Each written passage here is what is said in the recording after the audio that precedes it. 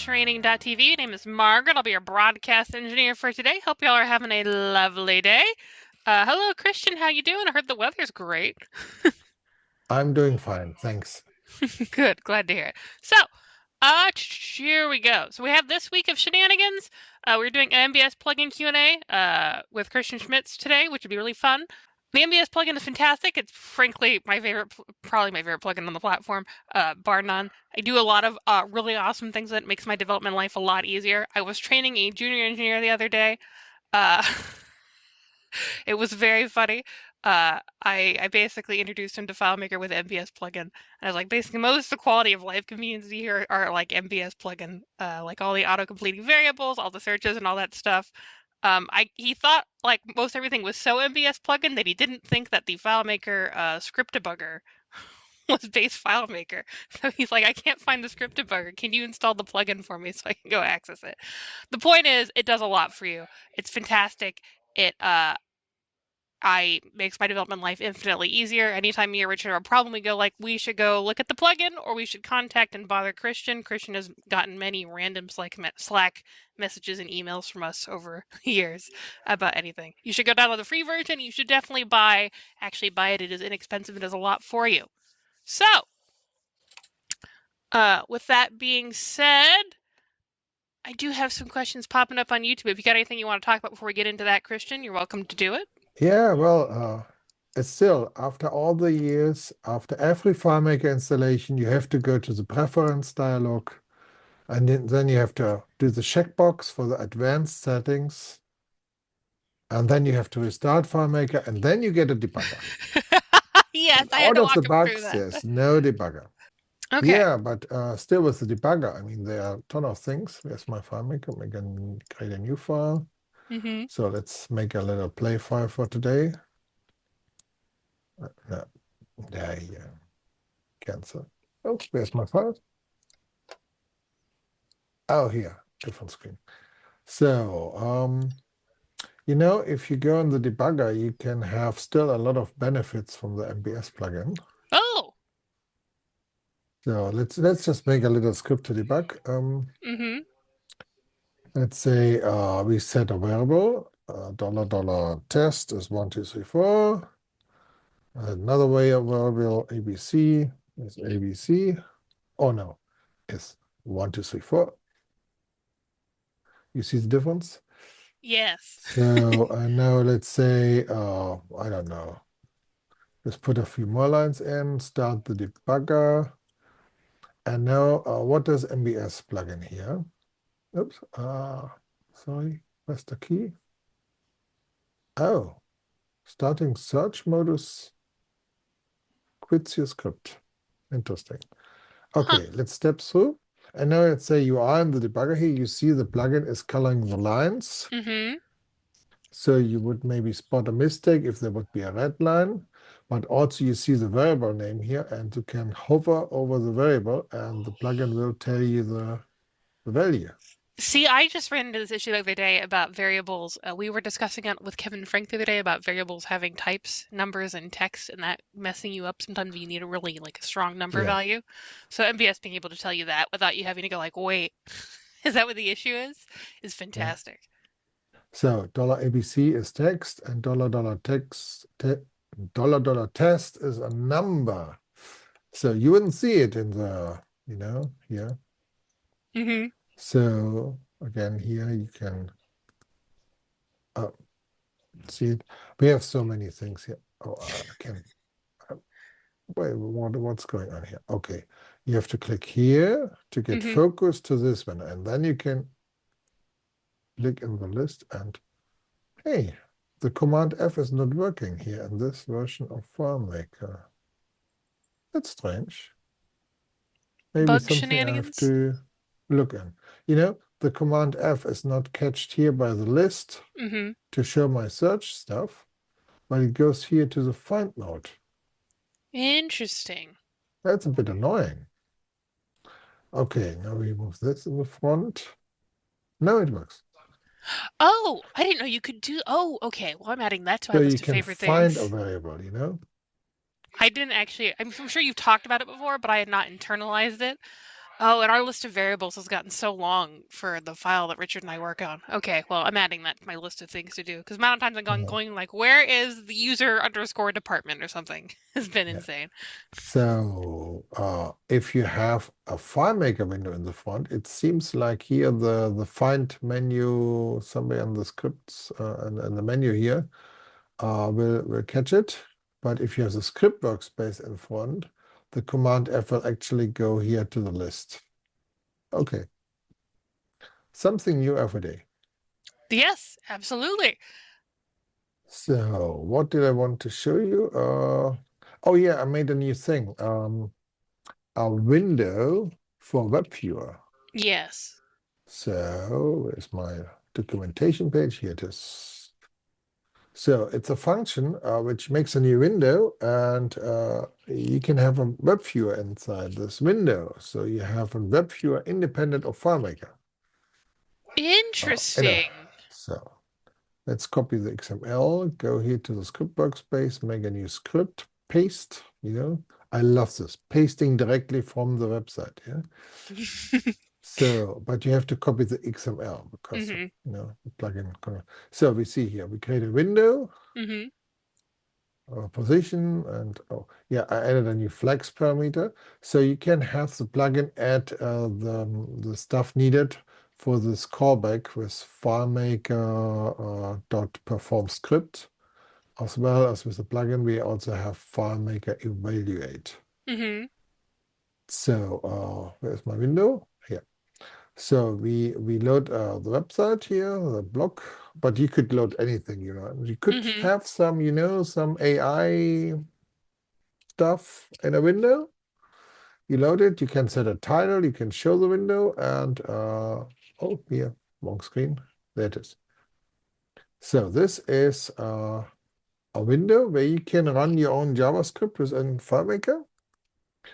And one of the cool things is, oh, here's the inspector, is that we can call back to FileMaker, just like Claris said. First, let me check the permissions. I want to see if we are allowed security. We are the admin. We have full access, but oh yeah, here, what is it? FM plugin here. The plugin must be allowed to do things. Allow, yeah. Very secret admin. Verify, yeah. Okay. So we have here our thing, and we have, oh, we need a script to trigger. Okay, let's say testing, and this shows a dialog, and here testing called, and let's say get script parameter. I mean, maybe good to have a parameter. Now in the JavaScript console here, we have this FileMaker object where we can call perform script, and we pass the name of the script, of course, and we pass a parameter. So let's see, hello world. Oops, typo. Yeah. So the That's JavaScript cool. can trigger the script. That's something FileMaker has built in for, I don't know, a year or two for their WebViewer. I added it for my WebViewers too, a little bit of work. But I also thought about this FileMaker evaluate. hmm So if you have, let's say you would run a chatbot hmm in this WebViewer, and the chatbot would want to know something like which file you are in. He could evaluate a get thing. So, and this runs asynchronously, so we have to use a wait, but we can run the function and get a result. So a wait means it's an asynchronous function, so it starts, and then the JavaScript waits for the answer, and then hmm eventually it arrives. So That's okay. That's really cool. I hope you can read it at least. So current date, Yes. I forgot to set the screen resolution, but this gives you a date and things like account name or things that may be more interesting like the list of fields, field names, I think, is it? Or we need to put in empty quotes. No? Let's see. I don't quite remember that get function off the top of my head. Field name. There's field names. Oh yeah, we have a file name and a layout name. What Oh, happens if okay. those are empty? Yeah, that's current layout, current file. Got it. So go back to JavaScript and we add the second parameter. Let's see what's evaluate field names.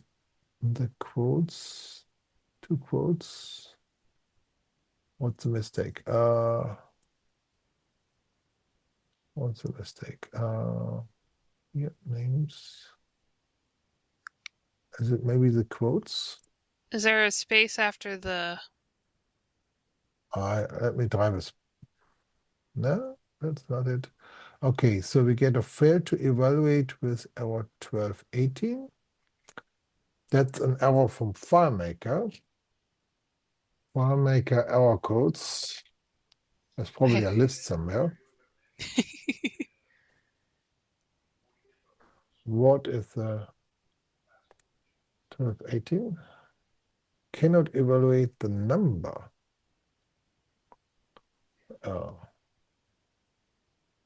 Field names. Where's the number?